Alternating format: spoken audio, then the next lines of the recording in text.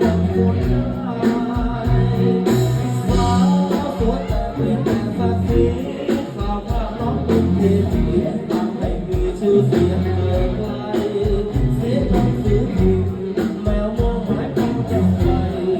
สู่ดารายิ่งใหญ่สู่กลิ่นไอของความลาวาโอเคที่ถูกใจ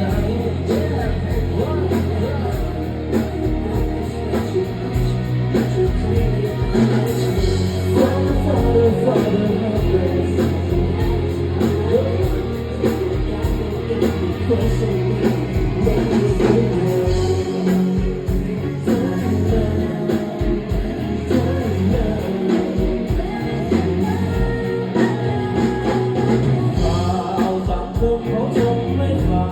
งวิทยุต่างๆมีคนขอเพลงให้ฟังทั้งวัน